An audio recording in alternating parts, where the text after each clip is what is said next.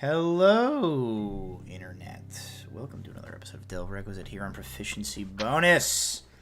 We're excited to join you. I'm kind of digging these later starts with a little bit of a short session. I feel like it's maybe we just kind of do chill with this till the end of the campaign. I don't know. Anyway, late start. I had the dentist. Maybe.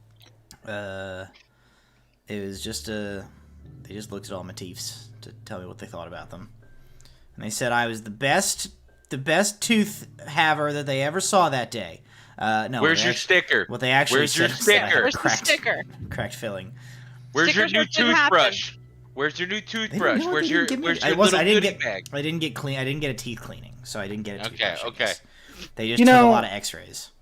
How much money in plastic is wasted in a year by dentists who give away the shittiest free toothbrushes that nobody uses? Those little goodie bags of floss and toothbrush. Every item. The floss that has 4.5 inches of floss, and you're like, oh, there it is. There's the whole roll. Yeah. I use that floss every day of my life. Anyway, Just the same piece over and over again. Yep. Yeah, it's It smells amazing. It's black now. That's one way of saying have you ever seen, that, I don't know why this made me think of this, that thing where it's perpetual soup and it's in some place in Indonesia and there's a bowl that's on top of a pillar, but the pillar is actually made of 50 years worth of corroded soup ingredients? That's what the piece of floss is like. This is getting thicker and thicker. So it turns out I have a body horror line. That's exciting. Ooh! Hey, 185 episodes in, and we finally found our first line. I have no mouth and I must soup. Why? God damn it! Anyway, If for we still Christ's did sake. episode titles, that'd be it. This episode is brought to you by Little Dragon Corp and Cardboard Castle Games! ! Little Dragon! ! CCG in chat to get links to those websites. Thank you everybody who donated last week to our stream and to the other streams on the channel. We raised $200 some odd that we were able to contribute to Cardboard Castle Games for their It's Spooky to Be Hungry charity drive, and I believe overall Cardboard Castle Games donated over $4,500 to help fight hunger. So thank you everybody who donated. That was really generous, and we appreciate it. Okay, so let me turn down the music because it's too damn loud. Too damn loud. Well, okay. So, Curtis, you haven't been with us for a couple weeks. So, actually, No. why don't we let the official... Why don't Curtis do the recap? Yeah, Curtis, you do the recap. No, why don't we have a Brittany recap night? Why don't you do the recap, Brittany, and that'll allow me to get some things under control here. All right. Whatever stupid bit you're about to do. Yeah, what the fuck are you gonna eat now, you stupid ass? What are you talking about? He's Okay, so gonna Curtis. What are you go talking open a about? can of soup. Yeah, I'm waiting for a fucking can of soup or some shit. I don't Just do the trust recap. you. What are you talking about? So Anyway. never ever Google the phrase "no jaw." It's upsetting. Do you have problems? Why? Anyway. Why would you think that wouldn't be upsetting? Anyway. Recap. Recap. So, Curtis, you missed about 15 minutes of Arby's conversation. I have to tell you first. That's a and lie. It's foremost. 2 hours. No, it was 15 minutes in the beginning of episode 182. And the whole group landed on Glazo, Pirate Island, and we're like, hey, we're gonna kick the Ignians out. So myself and ran off with Una, Murderbeard's daughter, and met up with Murderbeard and Thixus. And we did some shenanigans, and the fools did shenanigans. There was a lot of portal shenanigans going on because Walter's there. Walter exists. And we kicked the Ignians off the island. Unfortunately, Walter exists. And then I'm sure if he's gonna look at Matt. We retook the island, and we finally got to meet. The rest of you got to meet Willow, who is the girl who stays hidden in the manor house. And she took us down through the secrets of the manor house, through a series of underground caves and such. And we met Droplet, which is a single drop of water that lets you kind of see the future and go kind of insane, like Torian. Pause. Speaking of seeing the future, I'm pretty sure Matt just directly drank a bottle Drank of hot sauce. It's Arby's sauce, I'm just not looking at Matt. I'm purposely just staring at Curtis right now. but its color was upsetting. I don't know what sauce that is. That's right below you. So. It's His camera quality is so shitty Block on him out my right now. It's It's for Arby's roast sauce. beefs. He got the Arby's sauce. So everyone, except Alar, skipped the droplet thing. Matt, up to you if you still want to let Curtis retcon to go see if he wants to go insane have a chance of going insane permanently, or if we're too far gone. And then we teleported via Ghost Lantern magic, touching the other essential sending cave area. And teleported into the eye of a storm, essentially over the world, and we've touched down, but you saw a shape in the storm and fucked off to chase it. Official recap done. Official recap done. I really don't recommend drinking straight Arby's sauce. It's not great. I do. I think that's probably on the bottle. I'm very glad that I was just staring at Curtis the entire time and could not see Matt. This is, I swear to you that it's true. The only text on the front of this bottle is Arby's sauce, and then real small at the bottom of the label, it just says a sauce for all the meats. All the meats? All the meats. Is roast beef an ingredient of that sauce? I hope so. Probably. My favorite sauce is their 3 pepper spice sauce. I wish they'd bottle that shit. God, I took like a very small bit of it straight from the bottle as like a goof while we were on the stream. I'm thinking like immediately made me nauseous. I feel real weird right now. It's called Sponsor Karma. us. Yeah, listen, we don't have too many episodes left. We got to keep beating this Arby's drum until the they pay us. Until they pay us. Stop. Stop.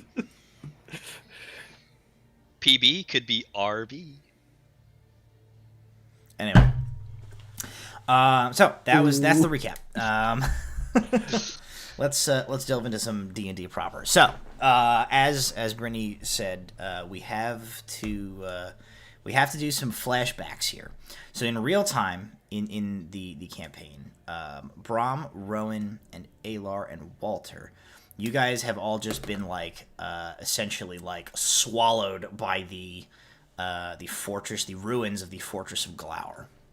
Like an opening, irised open, and you got essentially tractor beamed inside the fortress. But we got to go further back from that, and to give you a little more detail on the situation, Ozrius. When you guys were about to make your way here, this is after you had your conversation with Una Murderbeard, and you set up your whole plan. You beat a bunch of guys into unconsciousness. You got led through this massive underground complex that's beneath the island of Glazow to where that little girl Willow resides. And one of the chambers that she brought you guys through is a chamber that she calls Droplet. And what you found in there was some sort of unclear whether it's was originally a natural formation that had been co-opted, whether it is pure arcanotech, what the nature of it, but it was some sort of big chamber with a stalactite on the ceiling that was sending drops of glowing water down onto this pedestal below. And what I explained to the party at that time, and in character, Willow said, you guys can make use of this thing if you want while you're here. I'm okay with that. And what I explained to the party, out of character, mechanics-wise, Droplet is, for all the mysteriousness about exactly what it is or what its origin is, the nature of it is that it is the water that comes down from the ceiling is raw, unfiltered tap into the weave of fate. It's raw divination essence,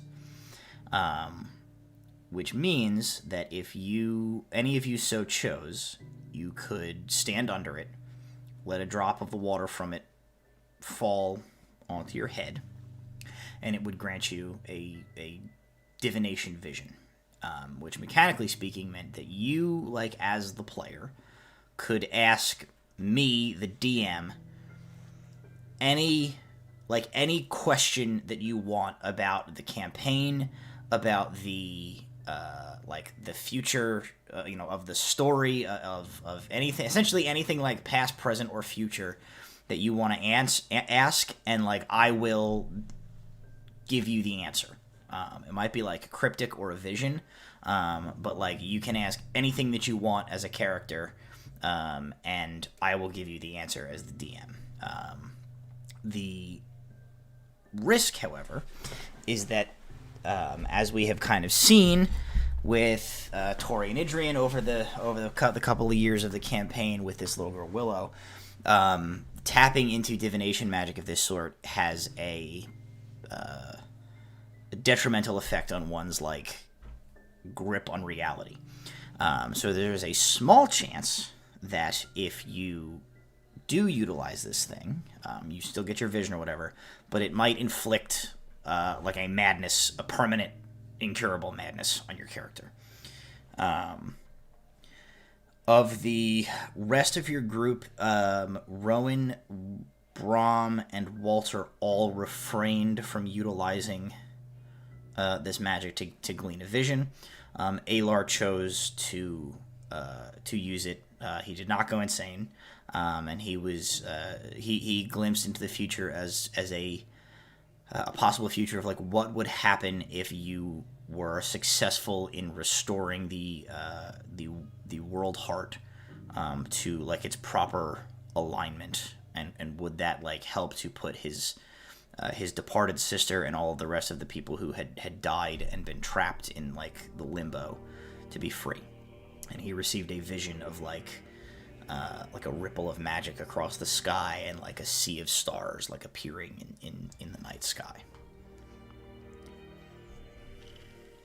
All right. And a sheep. I got a question real quick. About this thing. You said to ask any question. You can ask any question you want. Any question. Oh yeah. Is this Cirquoid? No. Well, any question. No. Past, present, or future, and I will answer it. And you will answer it. Uh-huh. Does this mean on any circumstance? On say if I ask you about a certain situation, you would then have to answer it. I will. Say if it's if so and so happens, could you tell me the outcome of said situation? That is sort of how, now the understanding, and Willow kind of explained this in character, I think, or I explained it out of character.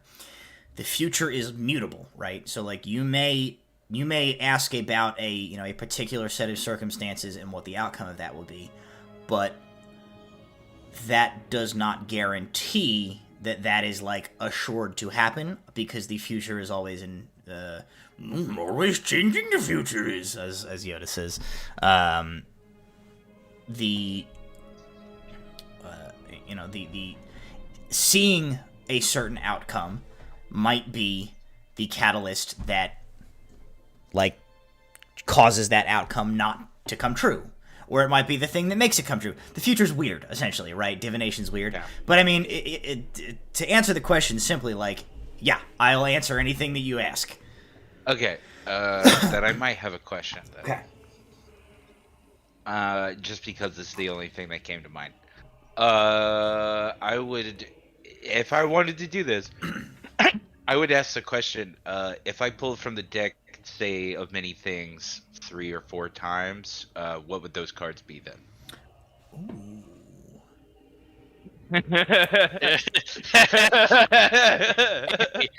You didn't ban metagaming. You actually encouraged it. I'm just putting that one out there. I asked. Okay.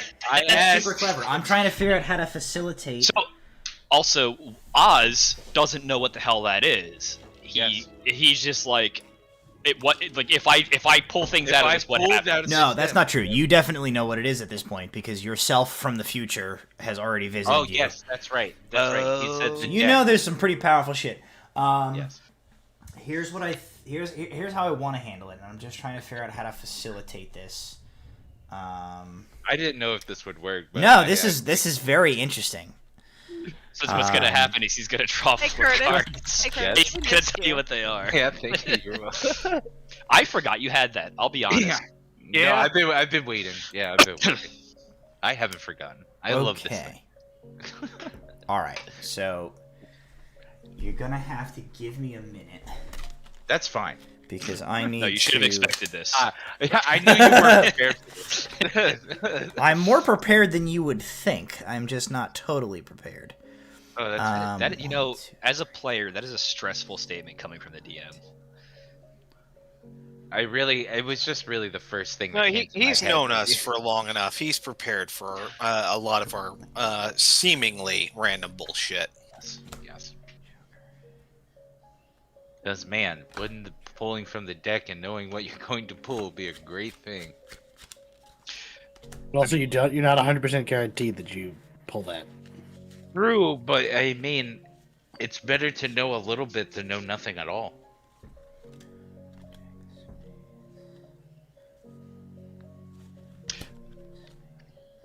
Or if you monkey paws it, he's like, the next 4 cards drawn are this, this, this, and this. That doesn't necessarily mean it's the next 4 cards you draw. It's the next 4 cards that are drawn. If somebody happens to get card number 3 that's really friggin' awesome, and it's not us. Shut up, Jason. It's not like he's listening right now. Shut up. No, he's clearly focused. I can tell. The Arby's has affected him. He's lost the sauce. If I get the wish card, I'm gonna wish I had the meats. I wish for the meats, please. Oz meat golem. Just a bunch of ham stuck together with glue. Ugh, meat glue. That reminds me of these bacon-wrapped fillets I got from Aldi. I looked into it, and they were various cuts of meat that were glued together to look like sirloin. Now I'm hungry for that.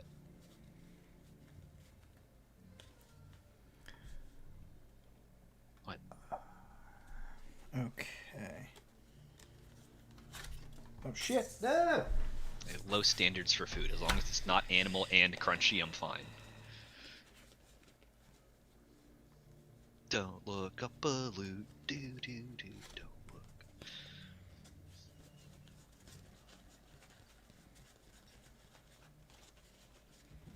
Okay. I do like the appropriate dramatic music that we have. All right. I had to pull the requisite cards out of my full deck of cards here to create a deck of many things. Interesting. Okay, this is, oh man, this is fucking wild. Okay, so here's how we're gonna do this. Here's the deck of many things. Yes. I've pulled out the requisite cards. So there are, in your particular deck, there are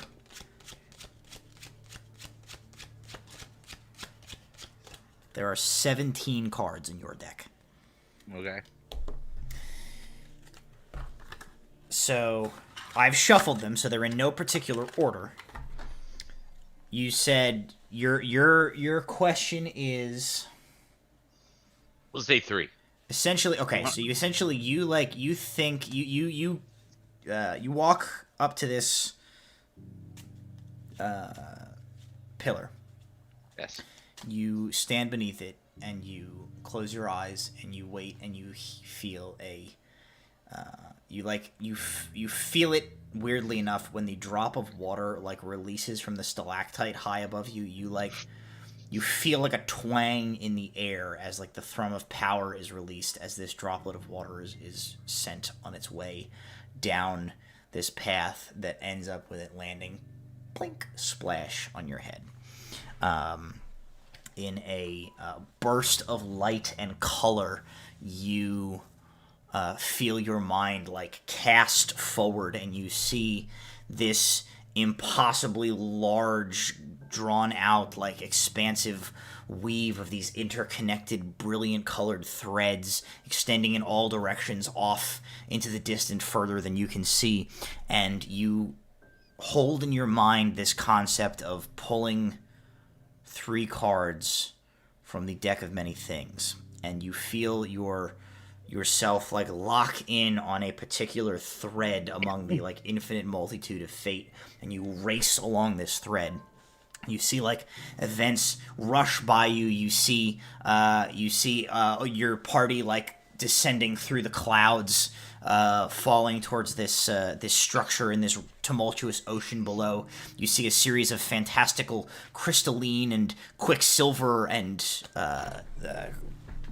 chrome and metal and stone chambers with intricate workings that you don't understand. You see shadowy figures zip past you. You see yourself standing amidst your fallen allies. And you see yourself drop to one knee, grievously wounded. And you reach into your pocket and you pull the deck and you pull cards. So what I want you to do, 17 cards in the deck, give me 3 numbers. Can't obviously they'll have to be different. From 1 to 17, and I will pull those cards out, and those are going to be the cards that come out of the deck of many things. Let's do 13, 6, and 9. 6. Nice. 9. 13. I didn't even think about that. Oh, I thought that was 100% intentional. No. That's super on brand, but all right. Curtis is so on brand, he can do it subconsciously. Yeah, I'm just doing it. I really didn't know. That's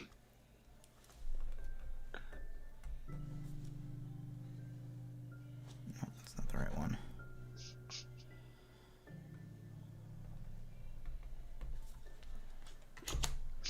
This is the future where Oz rewinds time back to this moment so we don't fuck it up. Wait.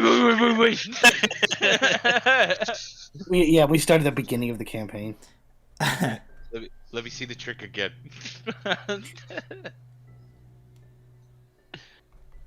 Can you imagine if one of them is like the reverse time and there's no control over it? Matt has to just roll a D100 for how many episodes we go back. God. So no. So actually, what you see, right, is you do see like you can sort of see like a ghostly like thread parsed off from your own, in which you see you kind of like catch the shadow of an image of this very same situation, except you pull only 1 card from the deck. And that one you see like everything starts to rewind. Like you kind of see you see like an alternate branch close to this one in which you pulled a card and got sent back into like you think what you see like as you watch it, and you see that thread like unwinds and like snaps and frays and disappears. You get the impression that like what you saw in like an alternate branch of the timeline was the course of events that led to you in the future pulling the card that sent you back in time to talk to yourself. And you get the sense that like that having occurred has already altered the course of fate, such that like that future no longer exists. We fixed it. Fine, maybe. Now, however, you still look into a timeline where like you want to look into a timeline where you pull 3 cards. You look into a timeline where it seems in this timeline you guys also lost because you're pulling 3 cards in defeat.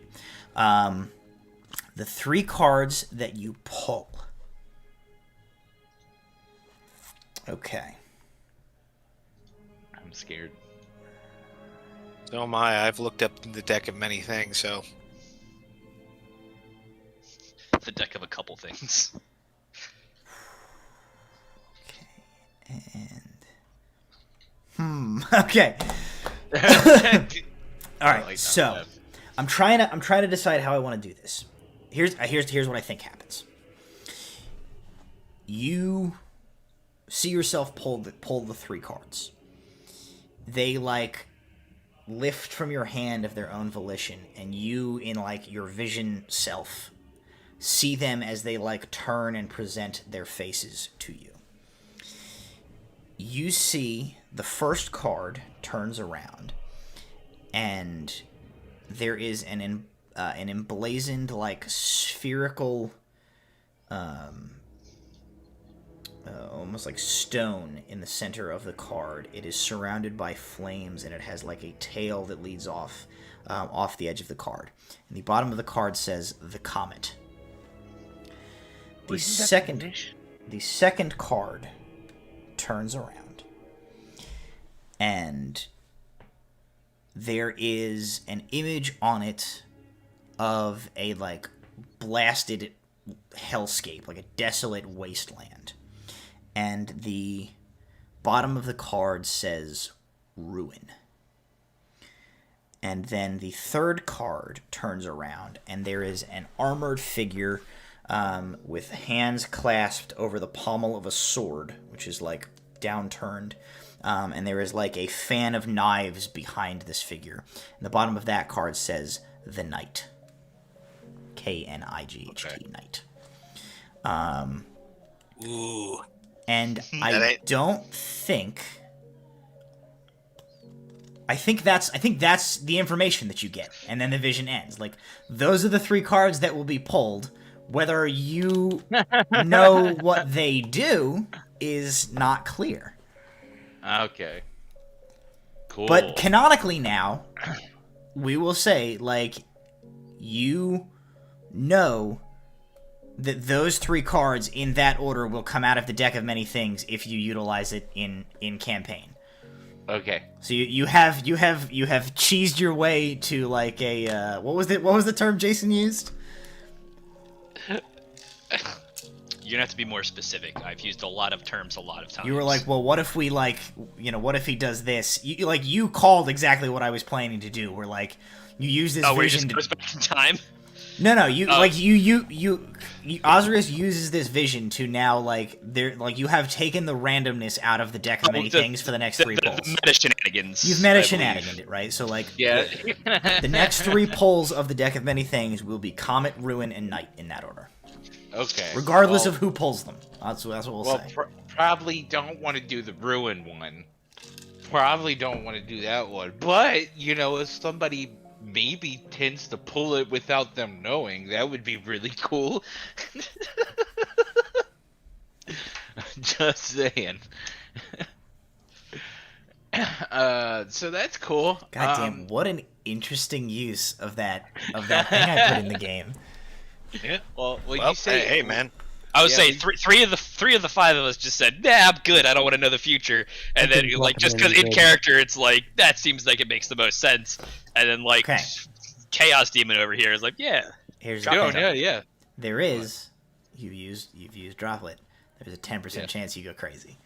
So now you need to roll a D100. Okay. 1 to 10, you're gonna suffer a permanent madness. Okay. And I'll take a picture if it needs. Actually, I'll just roll on D&D Beyond. Fine. Let's do this. Why is it 1 to 10 or 0 to 9? No, because 3 zeros is 100. 3 is 100. Matt? Hold on. Why is it doing this? Okay, 1 second. Pizza Slurpee. Okay. Here we go. Mint smoothie. D100. Roll it. It's getting there. Gotta be nice to it. It's thinking real hard. We and asked I a don't lot like of it rolling a D100. It's gonna be a 7. Is it 28? I think it's 28. It is. 28. Yeah, 28. 28. You do not go. Not manic. any more insane than you already are. That was kind of close, though. That was kind of close. Okay, so we we flash forward again. We flash forward to the group of you being translocated through the atmosphere of Azuria and descending, and you guys begin your Felix Baumgartner / Fortnite drop into the eye of the storm. So essentially, Curtis, the way that we handled this was it was like a skill check based thing where you could choose either to try to accelerate, try to perceive, or try to maneuver, and it would like adjust the DC of your save to like manage to not hit. Like there was all this like as you guys were descending like right down the center of the eye of the storm, there was like all of this like debris, like huge like pieces of like mountain and rock, like ancient destroyed ships, like all just like in this column, like all the way up to the sky, like suspended in the air, and you guys were like having to dodge them on your way down. Essentially the mechanic worked where you could try to accelerate, and that made your check harder, but if you succeeded, you got closer to the ground. You could maneuver, which meant you got like a normal distance closer to the ground, but your check was a little bit easier. Or you could perceive, which meant you didn't get any closer to the ground. You were able to like stall for a second and look around, which helped your next check, and also gave you the option to make a perception check to try and like find there was like magical items like among the debris. We'll get to that once we cover this next bit. I'll tell you guys like some of the things that you found. Ozrius, however, part of the way down to the ground, Rowan saw this essentially. As you were descending, Ozrius, you the wind rushes past you, this like massive turbulent like arcane storm which you have dropped dead into the center with like rages all around you. There is occasionally like these bolts of like multicolored lightning firing across the distance, like narrowly missing you guys, and you feel the charge of the energy in the air like seeping into your skin, into your bones, and you feel it like a buzz beginning to like rise up in your chest. And with a crack of lightning, you catch sight of a shape in the clouds. It is a humanoid figure, not particularly large, it's there for just an instant, but you immediately are filled with the conviction that the answers that you have been seeking can be found just inside this storm. And canonically, the choice has already been made for you because it happened last session. Ozrius like pulled up and like charged up, and all like blue electricity like raced through his like stone skin, and he like storm rage like burst all of this energy out of him and like shot into the cloud wall at the side of the eye of the storm. You see this like wave of magical cloud cover and like swirling violent wind rushing towards you as you fly towards it, and you strike it, and it feels for a moment like you have hit a like impenetrable surface, like you hit a brick wall, and then the resistance gives, and everything around you goes white. And you find that eventually that white nothingness sort of coalesces into a more muted, grayish, murky tone around you. And though you find that you are like kind of floating, you feel something just like beneath the tip of your toes, and you sort of feel, and you find purchase, and you find your feet rest on solid ground, and everything coalesces around you into an image or a scenery of a dense morning fog having rolled across your giant's rock. You recognize the feel of the soil beneath your feet. You can't see anything any further than like an arm's length in front of your face, but you are familiar with the feel of this place. You realize that you are home, or at least some version of it. And a shape resolves in the fog ahead of you, growing closer. It is shorter than you by several feet, slightly hunched, and it walks leaning heavily on a tall stick at its side. And the figure emerges from the mist and stands in front of you, the blind hermit.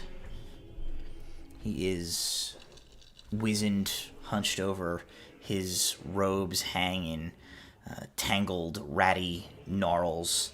His hood sort of pulled over his head, his feet bare. And he says to you, "Well, you're finally here. Good. I think you're ready now." After all this time, now you think I'm ready? Yes. The storm. The storm is a perilous thing. Can't be controlled. Most can barely hope to weather it. Find something rooted sturdily, grab on for dear life, and hope it doesn't tear you up and fling you away.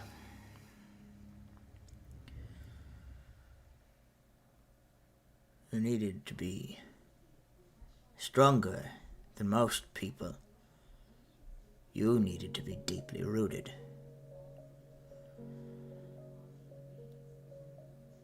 He kind of looks off, his sightless eyes scanning over the foggy expanse before you. He says, "The others, the power that the gods granted to them, strong, naturally, but tame, docile, not like us. Nature doesn't want to behave. So,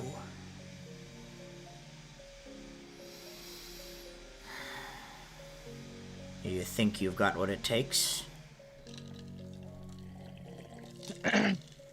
Ozrius kind of like smiles, kind of like finally smiles after a while. He's always kind of like cracked a grin, kind of in a small way, but smiles. He's like, "I think so.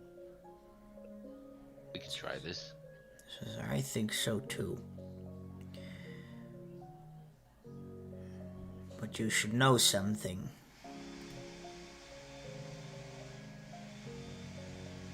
There's power in knowing the full ferocity of the storm as it rises over the horizon to meet you and walking into it anyway. Never mind that you deserve to know.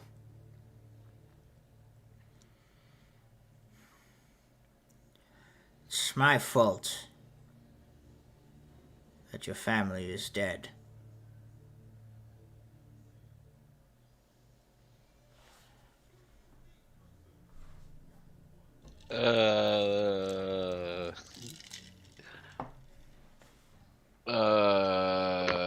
I'm a little speechless. Draw the first card. Draw the first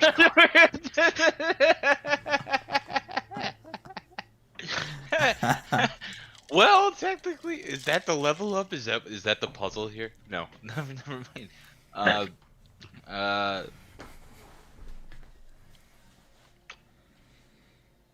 At this point, Ozrius kind of flinches. I think his like body kind of like twitches and flinches for a moment, and he feels a familiar feeling kind of well up inside of his stomach. And as he kind of looks at the hermit in the blind eyes, kind of looking for something more so trying to I would assume to get him to look at him. As almost he's probably looking at him in general. Yeah, I mean he's looking at you in the sense that like he's faced at you, though, you know, he looks through you as he can't see you. And I think what Ozrius is going to do is he's going to I think take the very last bit of ash that he can muster from his pockets. Okay. And just get very close to the hermit and like place like an ash mark on his forehead. Okay. And be like, I'm not here to be wild. I am here to be reasonable. Fair. Couldn't have got this far without you. Before and after. He nods and he says,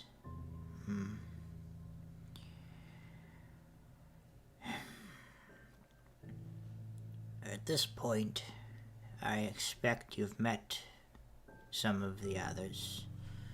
And they've explained the basic gist of this.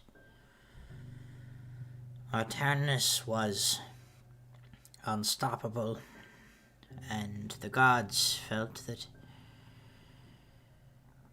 if something wasn't done, he would destroy this world. So, in their way, they intervened. They gave their power to us, made us the Exarchs. And when we failed, at least partly, it became our duty to find a way to set things right.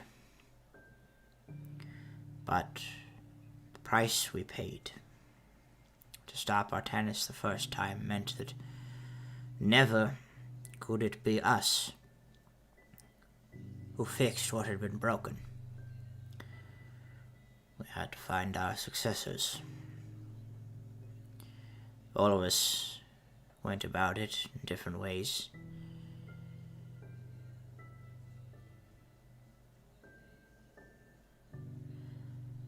I tried to find a people who could withstand the storm that they would be required to contain to hold the power of Sylvanus' glory, hold the wild force of nature, as I have for all these years.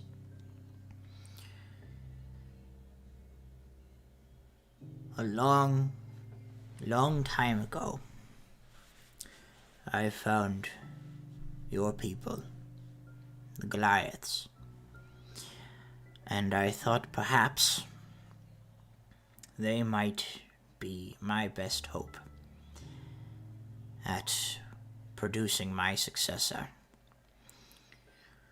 So I breathed into them a tiny piece of the primordial wild magic that I was granted.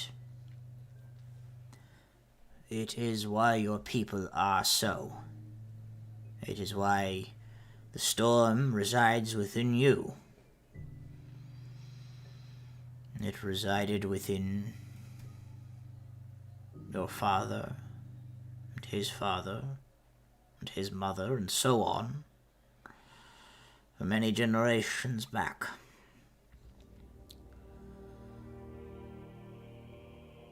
But Artanis, his legacy anyway, has been working against us these years. The game of cat and mouse has had many unfortunate victims.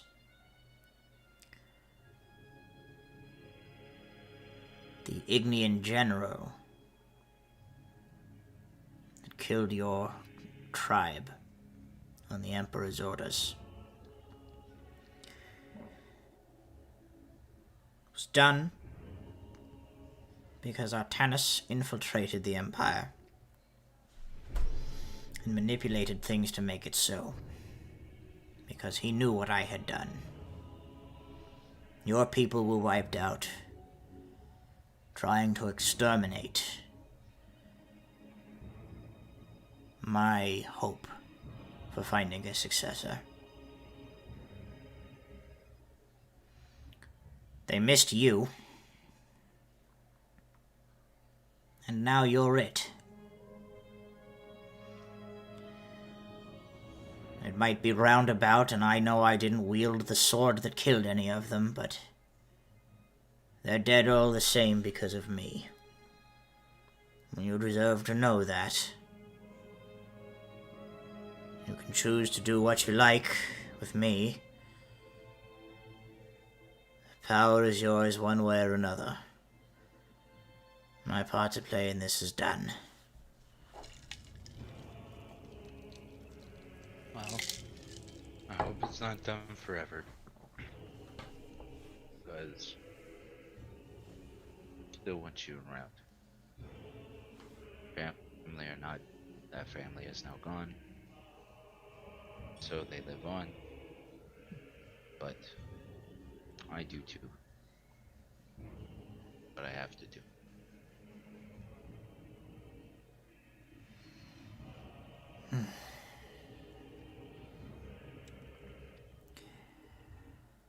Very well.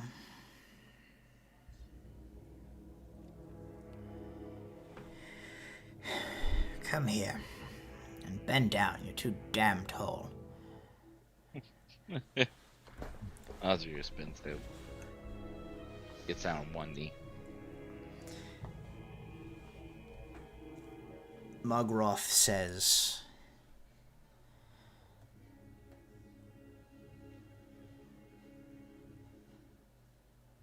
I wielded this power a long time.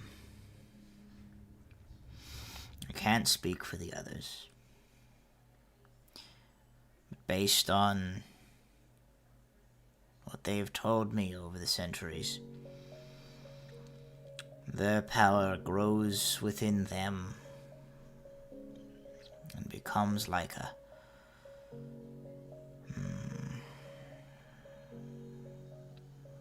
faithful companion, or a comfortable pair of socks. Not this. This is nature, boy.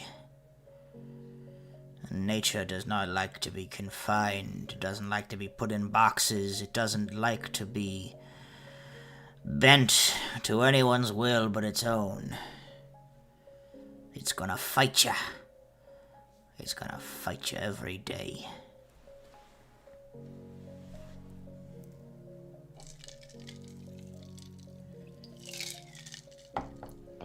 One or two things about fighting. It ain't gonna be any different.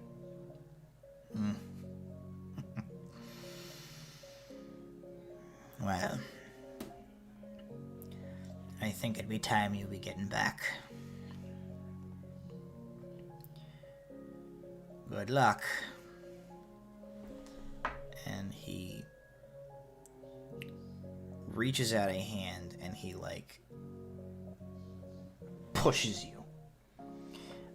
And you are in your kneeling position. Your center of balance is compromised. So when he pushes you, it tips you over backwards. But instead of falling and hitting the ground, you fall and your weight disappears beneath you, and you just find yourself tumbling through nothingness. and all of a sudden, like, the fog, like, whisks past you, and you are in the midst of the most violent storm that you have ever experienced. There is, like, wind and rain and sleet and lightning and, like, small pieces of, like, rock and debris are, like, pelting your skin. You're battered from every direction. The storm that you were descending into, you realize, like, you are back within its fury now, and it is threatening to rip you apart. And as you tumble, like, head over heels, a bolt of lightning arcs from the storm, and it strikes you in the chest. And a spider web of, like, black burned veins of stone flesh, like, ripple out from the center of your leather chest plate.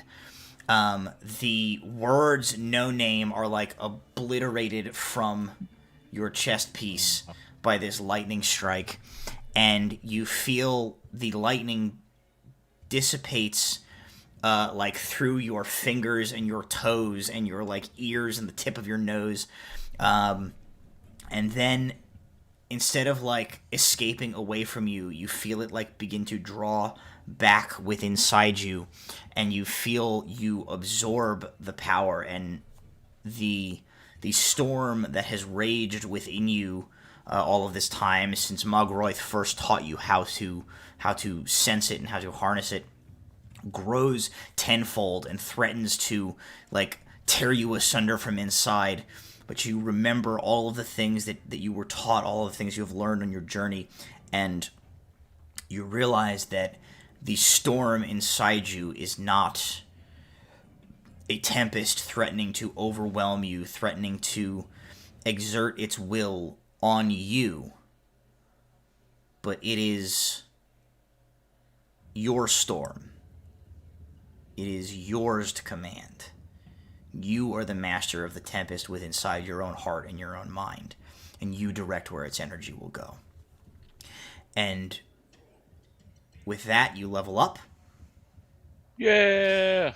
You know in your heart of hearts that you are, so long as you hold this power within you, immortal.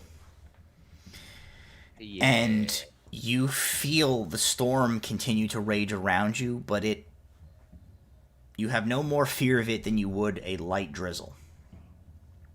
And you manage to guide yourself through the galing winds down towards the fortress where your companions undoubtedly went.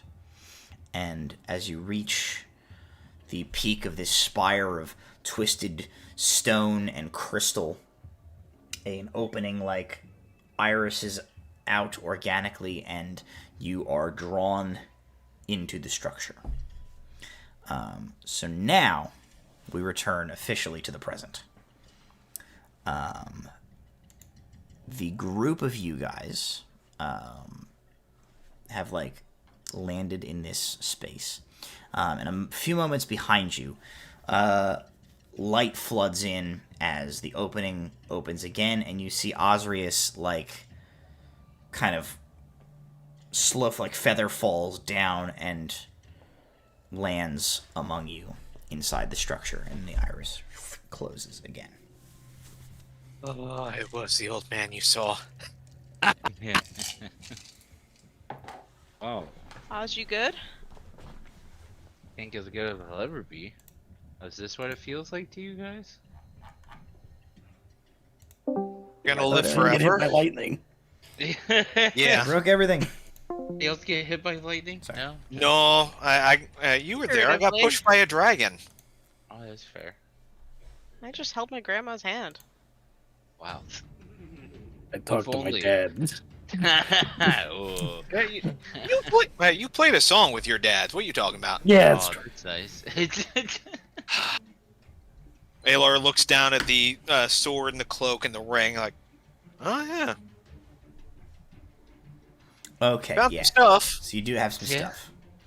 stuff. Jason seems to be on a call, so we'll save his for last and see if he gets back. Okay, Ozrius, actually, you have some stuff as well. They had you find some stuff while you were doing this.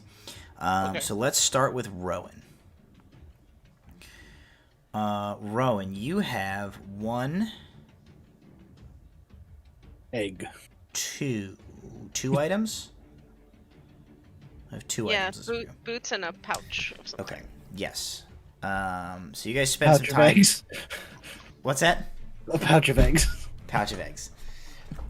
You have. We're gonna obfuscate this because there's not enough time to futz around with having to identify things. I'm just gonna tell you what they are because that's easier. So the couple of things that you found, Ron. The first thing, the boots that you found. Those are a magical item called Runewalker's Boots. They're not in D&D Beyond, I'll tell you that. Well, I'll send you the descriptions of these later so that you have the full things. While wearing, this is a wondrous item. It is rare. It requires attunement. While wearing these magic boots, you can use a bonus action to activate one of 6 magical runes carved onto them and gain one of the following benefits of your choice for 1 hour. And those benefits are either your walking speed is doubled, your jump distance is tripled, you have advantage on acrobatics and athletics checks, you have a climbing speed equal to your walking speed and can move up, down, and across vertical surfaces and upside down along ceilings while leaving your hands free. Non-magical difficult terrain doesn't cost you extra movement. Creatures have disadvantage on opportunity attacks against you. Once a specific rune has been activated, that rune cannot be activated again until the next dawn. Nice. How long does each effect last? 1 hour.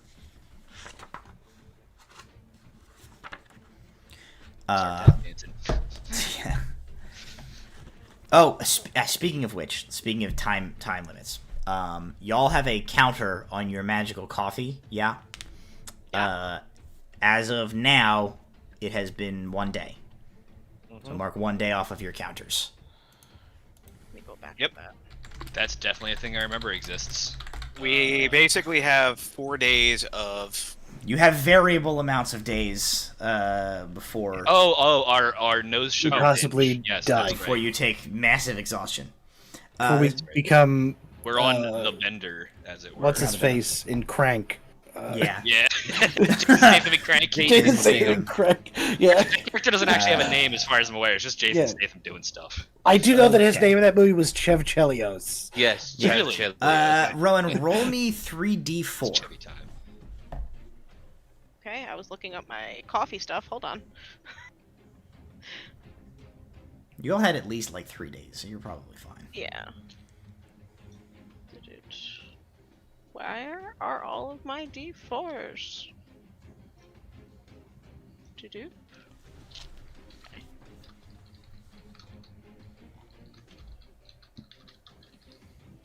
7 total. 7 total. Yes. You open that bag. It contains a bunch of different colored beans. This is a real D&D item. This is a bag of beans. It's a bag of beans that has 7 beans. This feels targeted after being called the Bean Queen on the fucking Grimm's Folly. Unintentional, but hilarious. Make Okay, chili go out of on. Bag of beans. Got it. Okay. Those are the I two. feel like that's not the thing you make chili out of, huh? Probably not. Unless Probably you not. want that chili to maybe contain a mummy lord. Yes, obviously. Okay. So those are the 2 things that I had Rowan finding. Walter, since you're back, let's do you next. I have 1 item that you found. Yeah, some kind of wand. Yes, another real D&D item. You have a Wand of Wonder. Oh goddamn! You called it. You called it. I was like, does he really want me to have a second wild magic table? It's all right. Well, here we go. I need some attunement slots. Oz, you Yes. have a pair of items. Oh. that you found together. You pulled them off of a skeleton on your way down. Yeah. The items that you have are the if I can find them.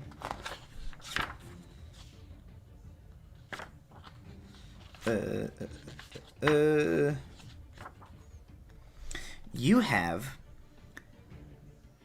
an axe and a belt. They're what you pulled off of a skeleton. These are not D&D, actual D&D items. Okay. So I'll have to send you these later. These are called the Blood Rager's axe and the Blood Rager's belt.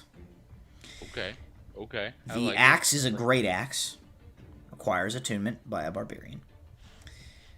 This magical axe is crafted from steel, bone, and wood, and is inset with a sapphire. While you are raging and holding the axe, you gain the following benefits.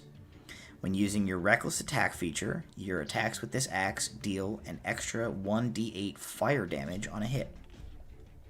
Once per turn, when you hit a creature with an attack roll using this axe, you can force the creature to make a DC 13 Wisdom saving throw.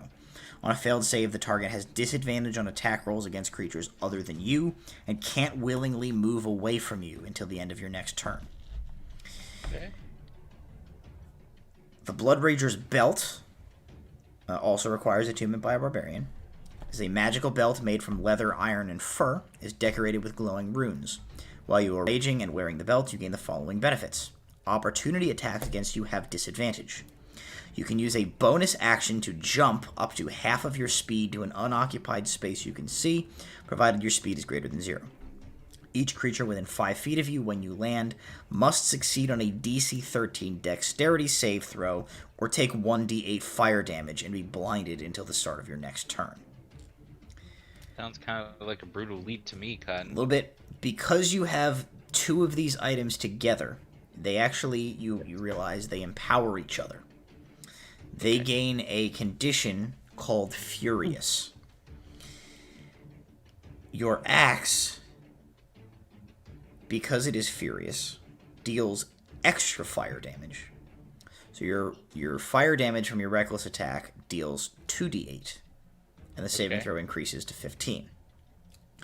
The belt, because it has reached the Furious state, your speed increases by 10. You're 10 feet faster. And the DC of the saving throw is 15, and the fire damage also increases to 2d8. Okay.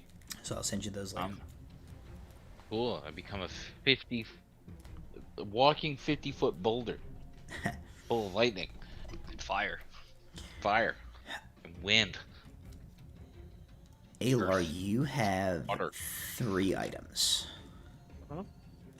Okay, the first one. Let's do this one first.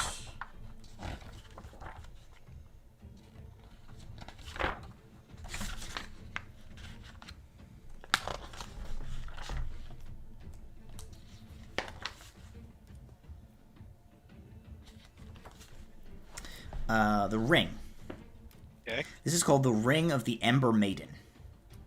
This magic ring appears to be a simple band of woven ivy with smoldering ember along the edges. While you are wearing it, you gain the following benefits. As a bonus action, you can cause your hand to glow with dim light in a 5-foot radius, or extinguish the light. You find, I don't know how you would put this to the test, but you find you're able to speak Druidic, the language of druids. You now know the Druid Craft spell and can cast it at will. You can add 1 additional die of damage to 1 fire damage roll of any spell that you cast. And it has some abilities here. Maiden's Fire. The ring has 5 charges and regains all expended charges daily at dawn. As an action, you can spend 1 or more charges to cast one of the following spells, with a DC of 15. Conjure Animals, Fairy Fire, or Heat Metal.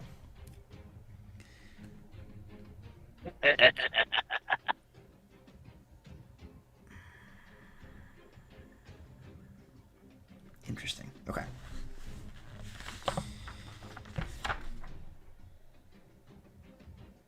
the sword that you found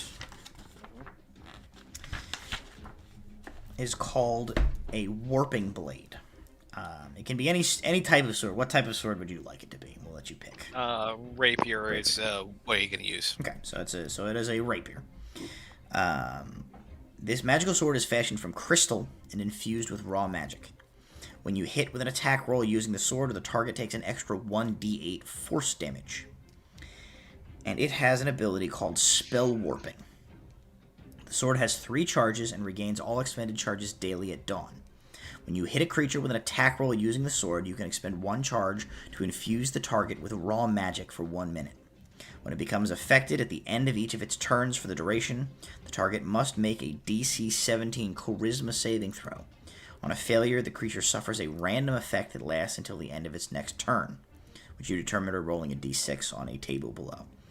And those effects range from giving it disadvantage on saving throws, getting levitated to 20 feet into the air, taking some force damage, being petrified, getting polymorphed into a bat, cat, raven, or snake, or getting teleported to 30 feet in a random direction. That is the warping blade. Nifty. The last thing, the thing that you found with your nat 20. You pull it out and you begin to look at it. It is a pitch black cloak that seems to be made of shadow and smoke as much as it is made of physical cloth. And as you look at it, it's actually Walter who recognizes what it is immediately. And Walter, you don't know how you know this, but instantaneously, Alar holds this thing up and you know what you're looking at. This is the cloak of Nefane, who you will recall, or Walter, you sort of know this instinctively, is the third sister of the Morrigan. The one slain by Artanis with a ballista during the battle for the Fortress of Glower. This is a wondrous item that requires attunement. It has the following properties. While wearing this cloak in dim light or darkness, you can use a bonus action to teleport up to 30 feet to an unoccupied space you can see that is also dim light or darkness. As an action, you can transform your shadow into a Shadowmire Shade. The Shade takes its turn in combat directly after yours and obeys your telepathic commands with no action required. While your shadow is transformed in this way, you must make a DC 13 Constitution saving throw at the start of each of your turns. On a failed save, you suffer 1 level of exhaustion. The Shade remains until it is reduced to 0 hit points or you dismiss it as a bonus action. When it disappears, you regain your shadow. All levels of exhaustion suffered by this property are removed once you finish a short or long rest. Think you can turn your shadow into one of the types of creatures that you fought in the Blighted Peninsula, more or less. It has an additional property. You have advantage while in dim light or darkness on ability checks or saving throws that use strength or dexterity. And when you use the cloak to teleport, you can cause a cloud of shadowy smoke to surround you in a 5-foot radius sphere where you appear. The cloud heavily obscures the area. Strong wind disperses the cloud, which otherwise remains there until the start of your next turn. That is Nefane's cloak.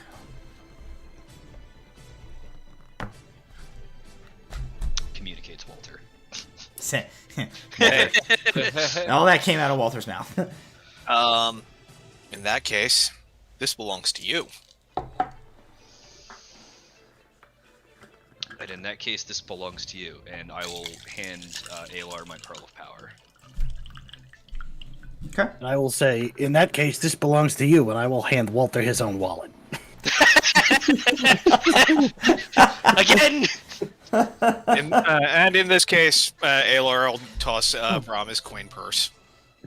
His Brahm's coin purse. Rowan's just staring at all of them and the shenanigans and just turns and looks at us. Trades.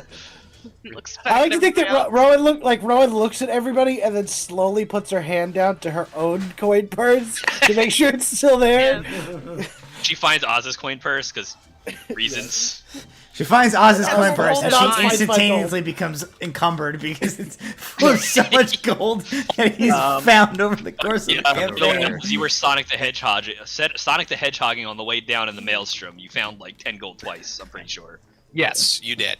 Aelor's also going to hand off the blade formerly known as Senior Chopasso to Brahm. I think I've got an upgrade. How many swords does Brahm have now? Like 7? Yeah, right. And I almost never use them. And I just want to clarify, it's Chopasso. El Paso. No. Chopasso. It's like Chopasso. El Paso, but worse. Chopasso. Aelor's Chopasso. never going to call it that. You're not. No, say it like I'm saying it. Chopasso. Chaptasso. All right, so ditching the Mind Mugger Who's myth on first? and the... Yugoslavia. That's another clip that I watched from a while back. The first time this sword came up, Russell and I did that. And he's like, Chopasso. And I was like, no, Aelor's a I'm word. saying what you're saying. No, Chopasso. Yeah, so you can benefit from the world power. Yes, it's I'm what level spell was it? It recovers a spell slot up to 3rd level. Sweet.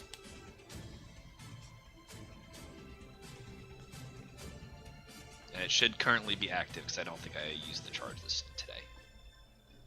4th level, yeah, so 3rd level or lower spell slot. Okay. So I'll remove that from the inventory.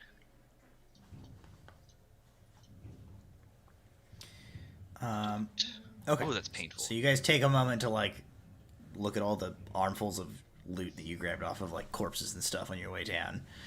Not really corpses, like millennia's dead skeletons, so it's fine. They're not using it anymore. They have no use. Yeah.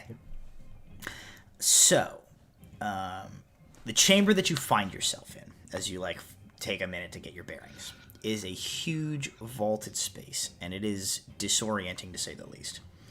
The entire chamber seems to be made of this complex of multifaceted, like, crystalline or metal. You're not sure what the material is, but it is, like, highly reflective. It is like a mirrored surface everywhere you look. It's like being inside a disco ball.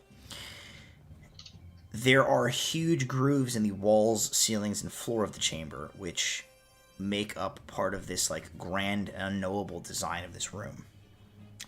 You alight on the ground, and these, like, grooves you find are, like, slightly taller than head height for Ozrius.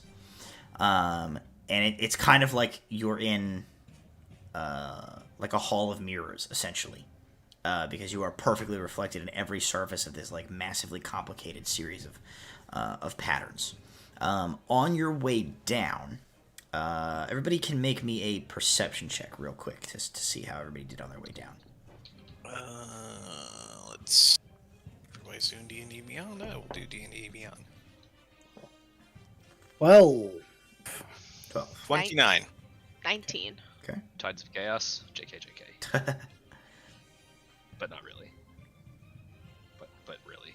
Yeah, no, it's 2. Taking Two. its time. It'll What'd you get say? there.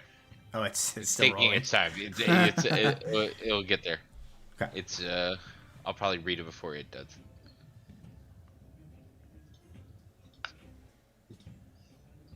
Let's say I don't even know what that is. 11. 11. Okay. So those with 10 or above, which I believe is Ozrius, Alar, and Rowan. You guys saw 12. Oh, okay. So then everybody but Walter, who beefed it. It's fine. Used to failing perception checks from Spooky Eyes times. There you go. You notice that on like a far side of the chamber, there is like a cleft in the back of this chamber, as if it was like hewn asunder. It's like a big like split in the otherwise like hypnotic swirl of this room, where like the illusion or the like mind-boggling perception of all this like mirrored surface is broken because the chamber has been like cleaved open. And you're, as far as you see, that's like the only way out of this chamber is to like find your way through to get to it.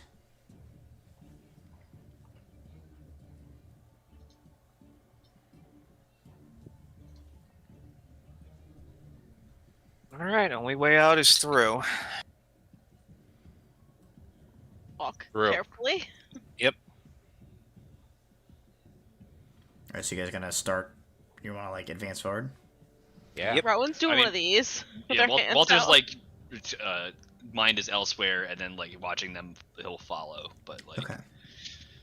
Everybody make intelligence saving throws. Okay. intelligence saving. DC is 10. 4. 7.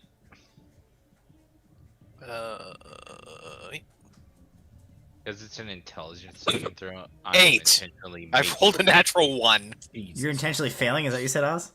No, I'm intentionally making you wait for it to Oh. roll this dice. And a dirty 20 for Rowan. Okay. Oh, is that a 10? Did I get a 10? You did! Yeah! You 10. did it! So Congratulations! Rowan and Oz succeed. Okay. So here's what happens.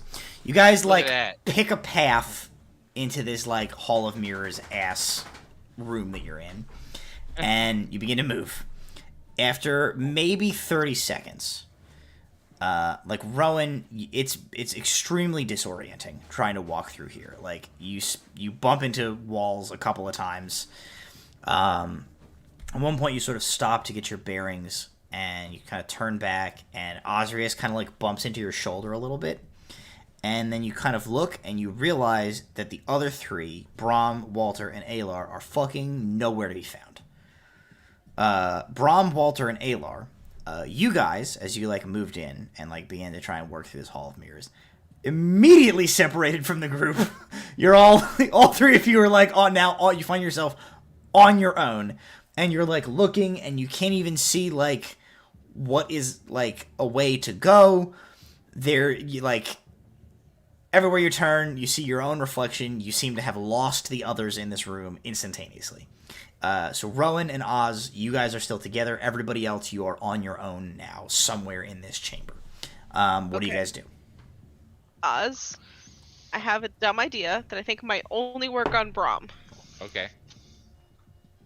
And Rowan's gonna call out through the room, shut your eyes and follow my voice.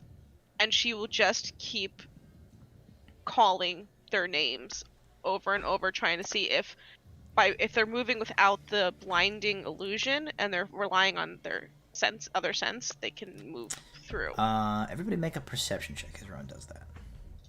Right? Put your arms out in front of you until I didn't hit the wall. 16?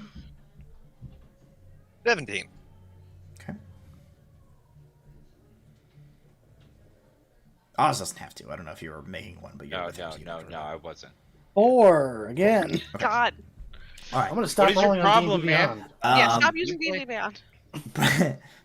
So Brom, you find that like this whole room is like, imagine you are, like I said, inside a disco ball, right? Like the whole room is like a big orb around you, and there's maze on all sides of it. And you hear Rowan's voice, but it is like reverberating off of every imaginable surface in here, and you cannot pinpoint the location. Walter and Alar, you guys do a little bit of a better job of this. You're pretty sure that like this is going to be pretty difficult to navigate this way, as like there does seem to be a lot of like bouncing echoes of sound in here. However, for whatever reason, as you like kind of like try to tune in on the sound of this voice, Walter, you are like kind of drawn your attention like to your left and sort of like up. And Alar, you like kind of hear this come to you, and you like looks straight up. And Walter, you see that from your perspective, standing horizontal on like the side wall of this chamber, you see the top of like Ozrius's head. And Alar, as you look up, you are looking directly straight down at Rowan and Ozrius on what appears to be I guess straight up from your perspective. They appear to be standing upside down on the ceiling above you. How far up? Let's call it 100 feet. A little too far to use Mage Hand. Walter's going to try to use the shovel to fly. Okay. See if I can like. Now it just said it came back, so let's see. Nope, it's offline. Yeah. Hang on a second though, because now it says end stream. So let's see if it pops back up. Yes. We're back. Okay. Okay. OBS sort of hiccuped. Can't trust my eyes. Can't trust my ears. Trust your nose. Find Rowan. Alar, canonically Toucan Sam. Well, so question. Follow your nose! So Walter's gonna try to like fly up. Yeah. And like, am I gonna see a ferret go from one side of the room to the other, just like straight across? You jump on the shovel, you fly up. It's weird. You fly up. You fly decidedly up. Until you reach like kind of the center of the room. And then you like lose all sense of direction and you're very disoriented, but you like there seems to be no up, down, or sideways in the middle of the room here. And what's the ferret doing? The weasel has advantage on perception checks that rely on hearing or smell, and Scooter's been around with Rowan, so he's trying to get back to those two. Okay, so you're like walking the maze. All right, yeah. So Alar, from the center, you make a perception check. All right, at advantage. That's my boy. That is 22. Okay. Now Walter, make a perception check.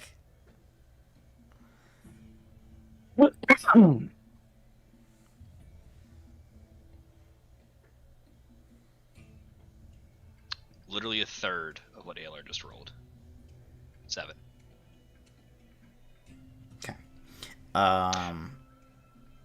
Okay. Okay. Hear me out for a second. I fly up. I think I'm flying towards them because I see them.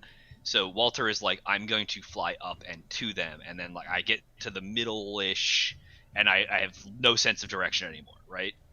Yes. I think that's when Walter will Tides of Chaos for sure. Okay. So like I don't like that'll just bank a wild magic for later. But I will save a wild magic. Yeah, we're gonna break the chain of immediate wild magic. No. Yeah, we're in the maelstrom. The shenaniganery's done. 16. Yeah. 16 this time. Okay. And now I cannot use that feature until I wild magic again. It's very disoriented because everything is reflective and it's really hard to make out like no one spot here looks any different from any other, with the exception of the fact that like in a couple of places there are like some figures moving through this chamber. You see Rowan and Oz. You spot Brahm, actually not too far from Rowan and Oz, and you spot Alar starting to move towards them. And it kind of takes a moment for your like brain to adjust that you are in like everybody is inside a sphere essentially, and it's nothing but like down is wherever your feet are on the ground at whatever point you are in the sphere, like that is down, it seems like, for those people, as you just see like your companions like moving through this like hall of mirrors at like odd rotating like points around the interior surface of this sphere. But you see everybody. Alar does seem to be heading vaguely in the direction of Oz and Rowan, and he's sort of like making his way like kind of this way, like around, down and around, heading towards like the other pole of this room. But but you can see everybody. And you can see, from this vantage point, you can see, like, the exit. There's, like, a big gash in the back of this room that is not mirrored. There's, like, bare stone behind it. I have something I would like to do. And it's not rules as written. Okay. And it's not anything that has an established ruling. So I'm going to present my idea to you, and you can tell me if it works or doesn't or whatever. Walter believes now he is at the nexus point of this sphere, because everything is somehow down from where he's at. He's probably got the impression that it's magic of some kind, or he can make an Arcana check for that if you want. I think I would like him to try to jam the Rod of Absorption into the center point of this nexus and try to, like, pull some of the magic out of it to maybe make it a little easier on people, or disable it entirely, depending on, like, if that's possible, or like, so it's just either to make, like, anything from, like, try to make it easier for people to get out by, like, helping, so you go ahead and you can, or trying to, like, that. pull the magic out to shut it off. Let's have you make an Arcana roll as, like, the mechanism by which you do this thing with the Rod of Absorption. You kind of, like, try to figure out where the spot is, and you try to, like, absorb magic from it. All right, that's a 12. 12. You do this, nothing seems to happen, and you kind of get the sense from doing this that, like, this is not an enchanted room. There is certainly, like, magic at play here, but you don't get the sense that this is, like, a spell being generated by this room. You truly get the sense that there is, like, some sort of something about this like chamber or this fortress or something, like the laws of, like, nature seem to behave differently in here. You think there is, like, a fundamental essence of something about this place that causes it to behave like this, as opposed to, like, an enchantment or a spell upon which you could, like, draw out the energy or effect. Okay. So failing that,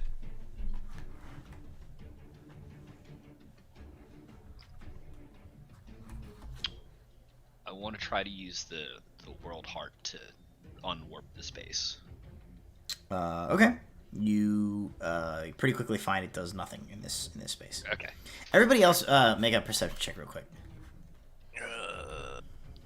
Going to continue relying on. Is this a visual thing? If it could be visual, could be smell, whatever you want to do. 11. Okay. You smell Walter exerting himself. 15. Gross. 2. Jesus Christ. All right, Oz fails, but luckily he's with Rowan. Nat 20, so 23. Did you say I 2? got 14. He said, Oh, I thought you said 2. No, I got 14. Oh, okay. Then everybody succeeds. Right, Bron, you got an 11, right, Bron? Yes. Yeah, okay. Everybody succeeds. Y'all, like, kind of look up as you're wandering through here, and you see, like, Walter just sort of, like, hovering in the sky above you, doing a bunch of, like, weird stuff, like, on his shovel. He's, like, rummaging through his bag. He's got a flashlight, maybe, and he's like poking it around him, like. So Walter is maybe, like, 60 feet, 50 feet above all of you.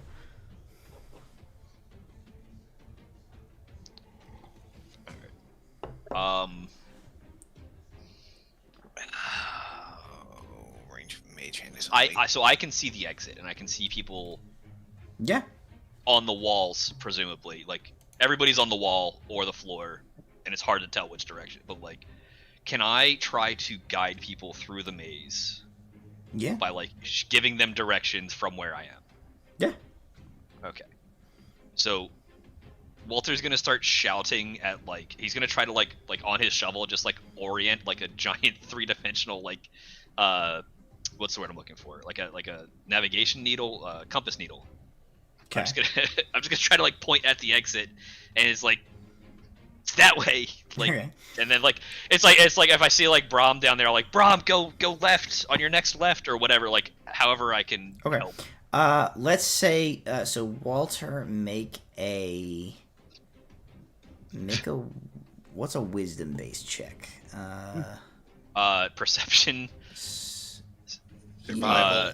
So persuasion, performance is charisma, wisdom is perception. I was thinking and nature. Survival. Or survival rather. Make a survival check. Cool. You got it, buddy. Oh god. Okay, 18. 18. Okay. Everybody make intelligence intelligence saving throws with advantage. Intelligence saving throws, is that what you said? Yes. 21 this time. Okay. Oh boy, I rolled a 1 and a 2. Yeah, advantage. Okay. Jesus. 23. Okay. Thank God for advantage, because I also rolled a 3 before. I like how we're making Curtis roll digital dice twice when it takes 30 minutes for each one to roll. It's fine. I think the first one will win. It's 19 on the first roll. On Yeah, team. you good. Yeah, I think. Okay, so I'm Rowan, I'm not gonna do it. Rowan, Alar, and Ozrius, you guys with Walter's guidance, you get out of this space, and you find your way to the exit of this chamber. Braum, it's like a compilation of like kids in fun houses. He's just he keeps like every time Walter's like go that way, he's like got it, and he takes off in a dead run. Like runs into a mirror. Just a bunch of you guys hear like over and over again like the reverberation of like boom boom boom as Braum keeps running. There's like seven different goddamn it Walters. Like somehow this is my fault. I don't even know half the languages he's cursing in. It's not a swear, Braum. You just made that word up just now. So everybody is like standing around the exit. Walter, you're still flying in the middle. Braum is not even nowhere near. He's somehow gotten further away from the exit than when you started trying to guide him. Walter's gonna try to fly down to Braum now that I have an overall idea on like where we're at and where the exit is. Sure. And I'm gonna try to like go down to Braum. Yeah. Able to go down to Braum. Yeah, easily. When you get not too far away from that center point, like down becomes down again, and you become heading down towards him. So like once I'm next to Braum, I'm gonna try to rip a hole open in reality next to the exit where everybody else is, and see if that again, works. you find you cannot use. It straight up doesn't work here. Okay. Yeah, Aylar's gonna call to Braum. Use your familiar. Okay. You have a familiar? Yes. Was it You're summoning your familiar. Professor Biscuit. You all right. Cultured swine. Professor Biscuit is a badger. Oh right. Sorry, wrong familiar. So I was unfamiliar. I apologize. You summon Professor Biscuit. He comes out and he goes like he makes badger noises. He goes like, he tips his top hat. Screw it. For whatever reason, Professor Biscuit can talk of the familiars. I don't know why he can. He had what was his voice? Wasn't he like? Didn't he have Braum's same voice? Yeah, he was like, So he comes out. He tips his head. He goes, "Hey, how's it going? What do you need? What can I do for you?" Professor Biscuit, I would like your assistance in getting the fuck out of here.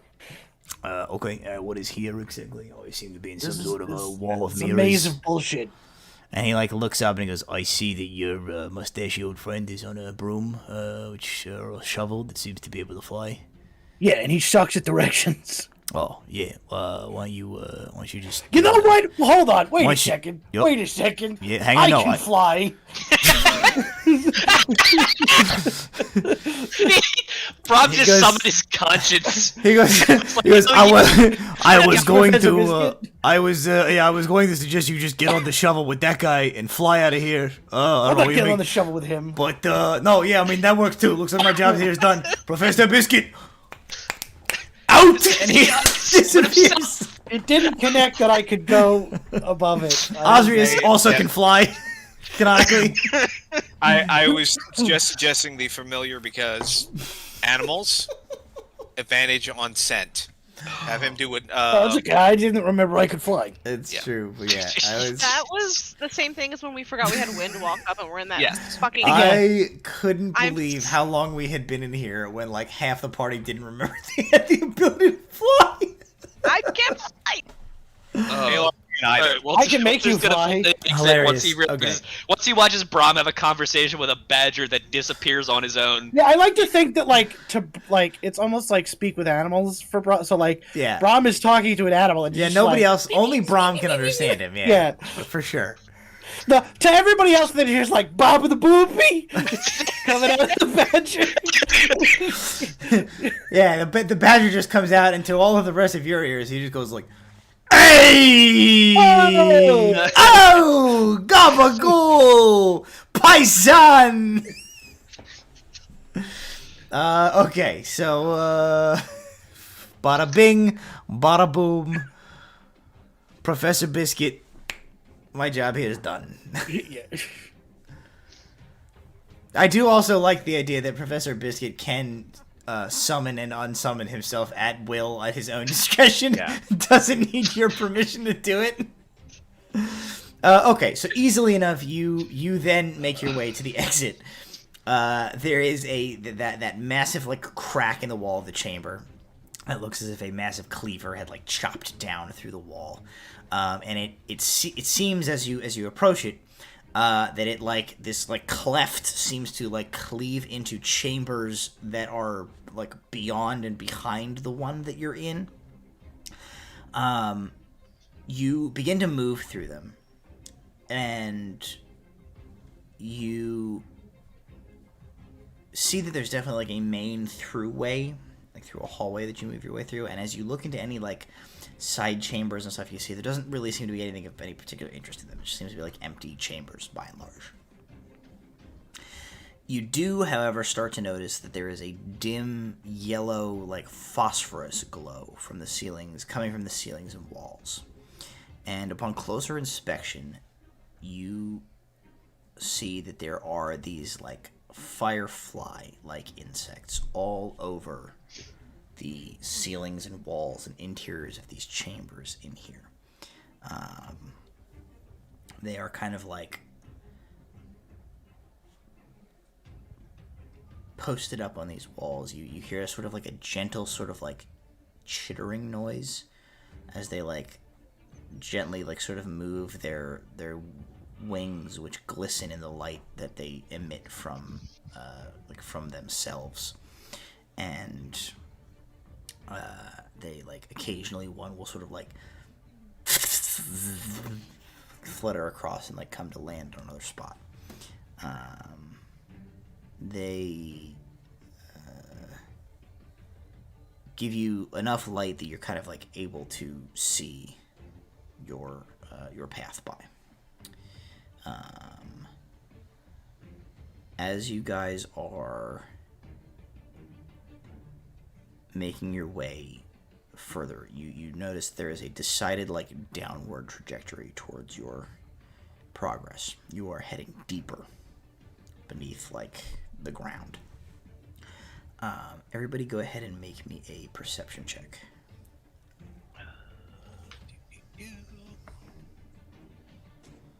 Dirty 20. Oh wow, finally 17. This is just a regular, no advantage. 13. Perception check. Yeah, Maria.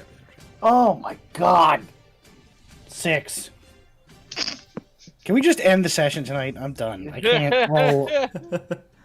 The highest roll I've rolled was a 12 once.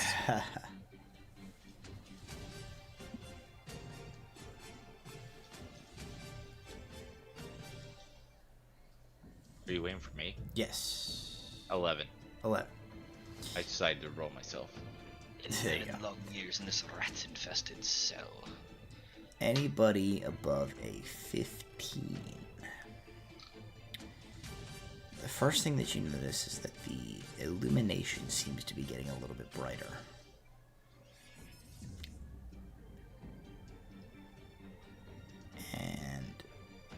then you realize the, like,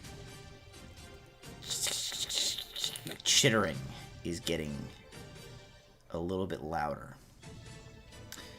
And you look, and you realize that over the course of the past, like, 20 minutes of your walking, the density of these insects, these creatures that are on all the surfaces around you, is getting, like, denser and denser. And you realize that, like, it seems to be because, as you, like, look behind you, they are, the ones that you passed behind you are, like, following you. And these insects are buzzing out of adjacent chambers. They are, like, gathering around you. And Brahm had the low roll, right? Brahm, roll a d4.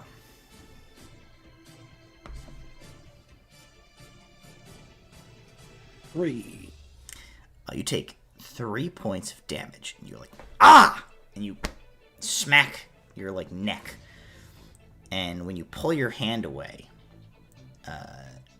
you see that there's, like, a crushed one of these bugs in your hand.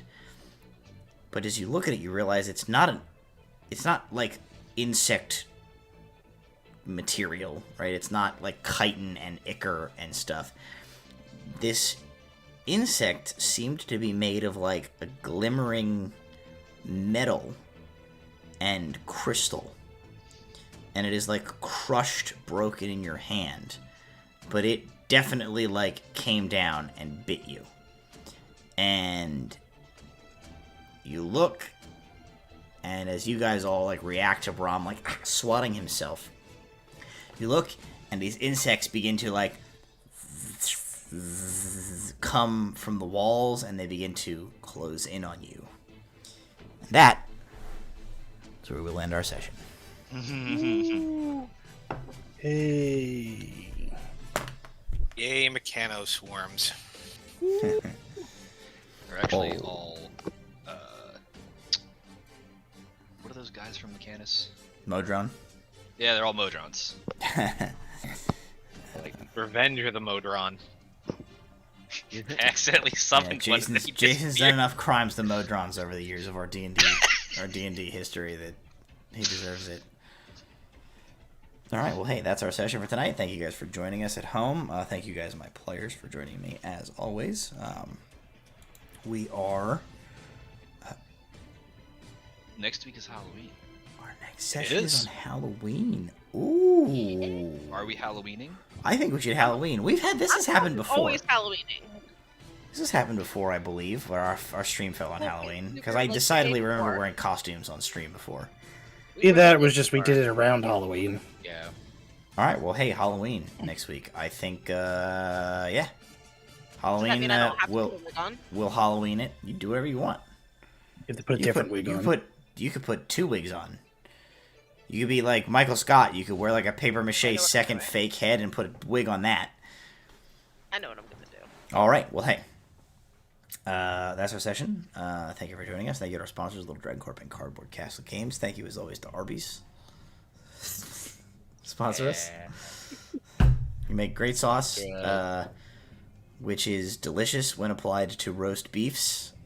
Is truly Not heinous. when applied directly to your tongue. Truly heinous when applied directly to the mouth. And you make great dice, except the D4 is sticky, but I can't find it. That was intentional. Would it really truly be a set of Arby's dice if one of them wasn't mysteriously sticky? I don't think it would be. I think when you open the package, they should have been slathered in cheddar. The sticky Arby's D4. Why are sticky? Well, hey, just remember, I don't know. I wanted to showcase that this D4 is truly stuck. Yeah, I don't know. Good night. Bye. See you next week.